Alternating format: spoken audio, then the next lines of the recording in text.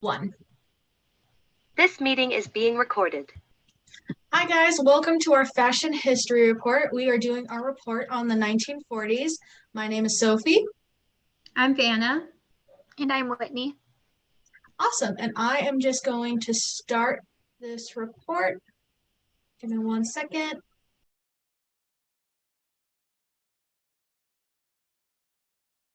Perfect. I'm going to be reporting on history and historical events. So 1940s is a very important time, mainly because of World War II, has a major effect on the world and the fashion industry. Early 1940s, we have Hitler starting to invade specific countries such as France, Norway, and Europe. Also in 1941, Germany invades Russia and Japan drops bombs on Pearl Harbor, and the US officially joins World War II. This takes the war from being only isolated in Europe to going more worldwide. We're also seeing regulations restricting clothing manufacturers and rationing of leather goods during this time. We also see in the 1942 that the U.S. government passes a Law 85, which sets standards on garment manufacturing, such as no handcuffs or metal closings. 1943, the famous Warsaw Ghetto Uprising. 1944 is D-Day. We also have the Theatre de la Mode, a French fashion exhibition that traveled throughout Europe and the US. And 1945 is a really important date because the United Nations are formed. The US drops the atomic bomb on Japan and Germany surrenders, and it is officially the end of World War II. Then we start transferring into post-war era.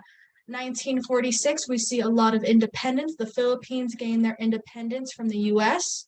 We also see Pakistan and India gaining their independence. During this time, Christian Dior introduces the new look, which is going to be very important, and we'll talk about it later. Princess Elizabeth of England marries Prince Philip. Again, a new sense of renewal and fresh after the war. 1948 is the founding of Israel.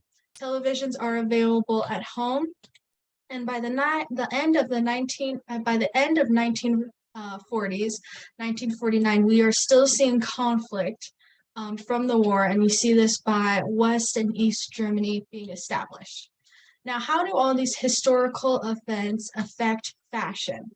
I like to explain this by using my fashion icon and historical icon, Rosie the Riveter, who is as I dressed up as today.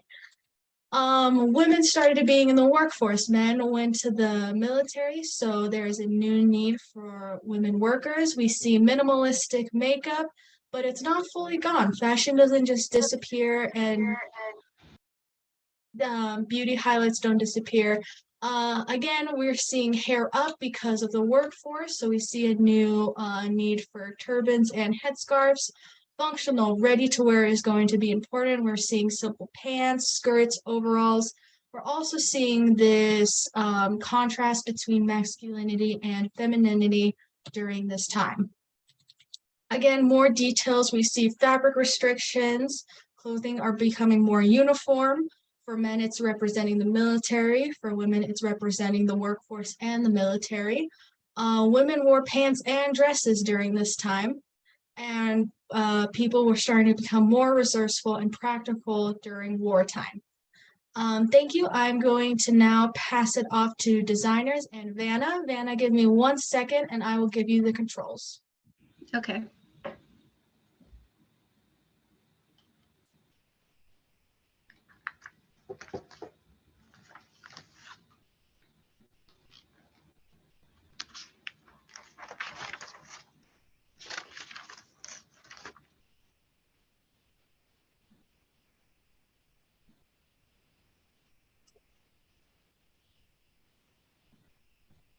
Okay, Vanna, you should be all ready to go. Okay, thank you. Okay, so to start off, we're starting with Claire McCardell. She was born in Frederick, Maryland. And from an early age, she noticed that women's clothing was a little impractical for certain situations, such as athletics and playing as a child with her brothers. She noticed that. She was able to attend Hood College and Parsons School of Design. After she graduated, she struggled for a while to be able to find a place where she could work that would allow her to be as creative as she wanted to be. So she eventually found a job with Robert Turk, and she became his general assistant. He was a sportswear designer for Townley Frocks.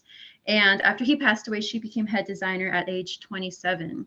In 1938, she had her breakthrough with the monastic dress, which is pictured on the right. It was a full, free-flowing dress, and it would often have a belt on the waist. So let's see here. Now for the next slide. Let's see if it'll go. Her clothing was often labeled as practical, fun, and casual. She wanted women to be free to move as they could, but to also still be feminine and cute. She used the available fabrics of the time, such as cotton, denim, even wool. She created the popover dress, which was a wrap dress, which could be worn by itself or over a dress. For a woman who would come home working from the factory, is easy to wear. She also created the classic ballet flat, which we still wear today. She worked with Capezio, and they would design them to match her fashion pieces. And she was quoted as saying it was rather fun to have a limit while working in the World War II restrictions at the time. And on the right, we have a picture of a play suit that she created that reflects her more practical and comfortable clothing. Now we have Norman Norrell, Norman David Levison, and that's the name he was born with. He later changed it to Norman Norwell. He was from Noblesville, Indiana. He attended Parsons and Pratt Institutes, and after he graduated, he would design costumes for silent films as well as nightclub routines. And on the right, he has a picture. He created the costume for the silent movie Zaza, that's Gloria Swanson. And in 1928, he changed focus and he went more into women's apparel. He was the leading designer of the, the Anthony Traina label that he created in 1941. Well, he joined with Traina in 1941. Quality was a big deal to them. Some of their clothing could go up to $4,000, and he was able to create a staple on the left, which is the chemise dress, and on the right, he started decorating his sheath dresses with sequins because they were on ration during the war. And he was the first a person to be awarded with the Coty American Fashion Critics Award. Now we move on to Gilbert Adrian. He was born in Naugatuck, Connecticut, and he attended Parsons School of Design, and he studied costume design.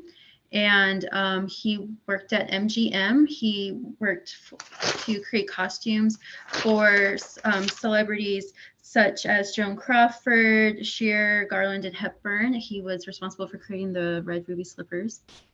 And let's move on. He later changed his outlook to women's apparel. He was responsible for creating the padded shoulder silhouette, and he started that with Joan Crawford in her movie costumes. He had his own Beverly Hills shop, which he created ready-to-wear suits and dresses, and some of them were more fancier than others.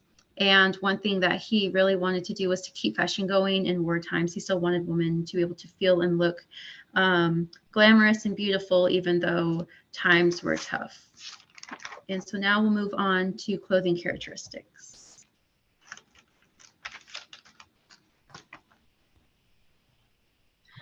Okay, give me 1 second and I'll give you the controls. All right.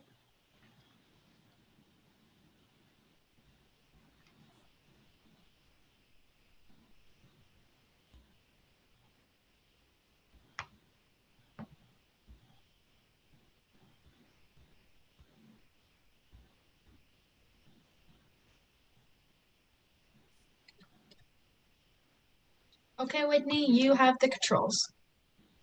Awesome.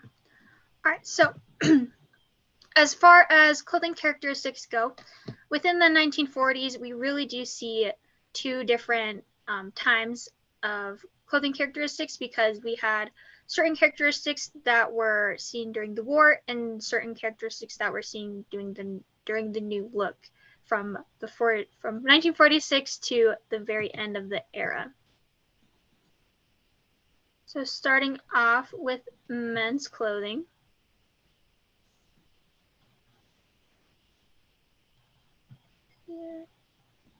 Here we go. All right, so all able-bodied men were needed to fight, and so their fashion very much so reflected military uniforms, not just in uniform, but as far as their suits go as well. The characteristics we see in those were single-breasted jackets, 3 pockets or less. They all had collared shirts. As Sophie said before, fabric was very much so rationed because that was needed for uniforms, and therefore civilian clothing wasn't able to have as many details. Then once the war ended, they demobbed the troops and gave them outfits. So they demobilized everyone. The men were given a suit, a shirt, socks, shoes, and accessories. More details were added. Specifically, we see double-breasted coats. Instead, their shoulders got more broad. Their trousers were able to be widened a bit more. And with the women, again, fabric was very much so rationed. The women's clothing reflected military uniforms a ton. In the UK, they were actually able to have a bit bigger of a wardrobe per se if they joined the military and wore uniforms specifically rather than civilian clothing. So with women's clothing, their skirts fall just below the knees because fabric is needed elsewhere. Siren suits were really popular. Siren suits are basically a jumpsuit with a zipper just up and down the front. They were to be put on very quickly over top of your night dress or whatever you were wearing whenever you hear the siren sound, meaning go to the bomb shelter. Bolero suits were also really popular, and kangaroo pockets started coming around. They were designed by Molyneux and Schiaparelli. And then for women, when they got demobilized, they weren't given outfits, they were given coupons. So they could go to the store and get a free outfit per se. And then this is also when the new look came about. It was heavily influenced by Christian Dior. And now we see full A-line skirts again. Suit jackets get fitted because they're able to have more details. Then we see pleated shirts and skirts. And in this photo, it's my great-grandparents' wedding in 1946. Her skirt is still pretty short because it's right after the war ended, but you can see that it's very much so pleated, and there are a lot more details that are in it. All right, and then here are our works cited.